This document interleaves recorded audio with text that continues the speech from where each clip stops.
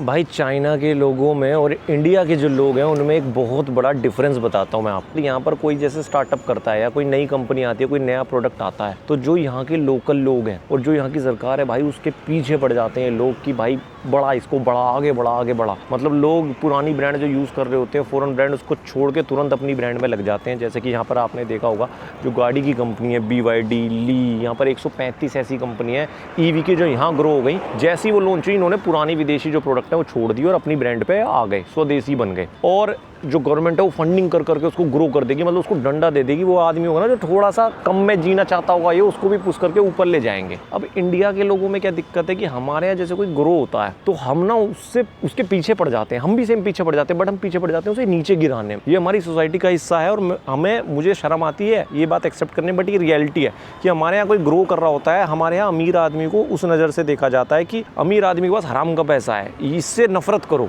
आपने देखा होगा जिस टाइम पे जो कैशलेस का सिस्टम आया था, पेटीएम आया था, तो सारे टोल टैग पे पेटीएम का वो लग गया था, तो लोगों के पेट में दर्द हो गया कि भाई गवर्नमेंट ने पेटीएम को अमीर कराने के लिए नोटबंदी कर दी, अरे पेटीएम बन गया। अरे तुम्हें खुश होना चाहिए कि यार तुम्हारी देश की एक कंपनी इतनी तेज़ी से ग्रो हो रही। नहीं भाई, हमारे यहाँ उसके पीछे पड़ गए, अब वो देखो बर्बाद हो गया, तो अब लोग खुश हैं। अब ऐसे ही अंबानी और अडानी के पीछे पड़े रहते हैं कि भैया ये हो गया, अंबानी को दे दिया, ये अडानी को दे दिया।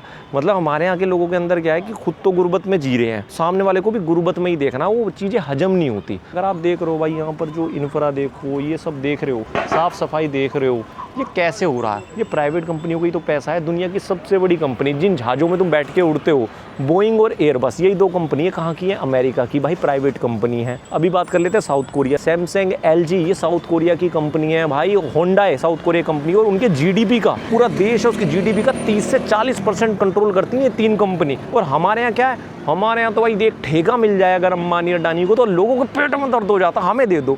अरे भाई तुम इसे कहते हैं कीड़े मकोड़े वाली सोच हो गई है कि खुद तो ग्रो नहीं करेंगे, जो ग्रो कर रहा है उसको खींचेंगे। और यहाँ पर उल्टा सिस्टम चल रहा है। यहाँ पर अगर कोई आदमी जरा सा गलती से कुछ स्टार्ट कर दे तो उसके पीछे पड़ जाएंगे, इसको ग्रो कर भाई, इसको यूरोप लेके जा, इसको USA लेके जा, इसको वो लेके जा, तब कल को तू ही तो टैक्स दे के हमारे शहर बनाएगा। तो डिफरेंस यही है कि यहाँ के लोग प्राइवेट कंपनीज को दुश्मन नहीं मानते, अमीर लोगों को सेलिब्रेट करते हैं। हम में से कोई उठ के यहाँ पर अमीर बन जाए नॉर्मल आदमियों से, उसको ताली बजाते हैं और नीचे की जनरेशन उसको देख के मोटिवेट होती है। और हमारे यहाँ भाई उससे जलते हैं, उसको गिराते हैं, जब तक पीछे पड़ जाते हैं जब तक वो ना गिरे। अब कोई पेटीएम के पीछे नहीं पड़ रहा। तो जिन भी देशों में जाके जब हम अपने इंडिया को बोलते हैं ऐसा नहीं बन रहा है, तो उसमें ये भी देखो कि जो भाई प्राइवेट कंपनीज है वो कहाँ पर पहुँच चुकी हैं। एलन मस्क हमारे इंडिया में होता तो अब तक जेल में होता। क्यों? क्योंकि उस पर इतने सारे वो लग जाते हैं कि जितनी उसने शादी की हुई है, आरोप लगा के सबसे पहले उसको जेल में भेजते हैं। तो ये एक बात है कि पैसे वाले को विलन नहीं सोचना है, उसको ये सोचना है कि सोसाइटी में कुछ पैसा दे रहा है।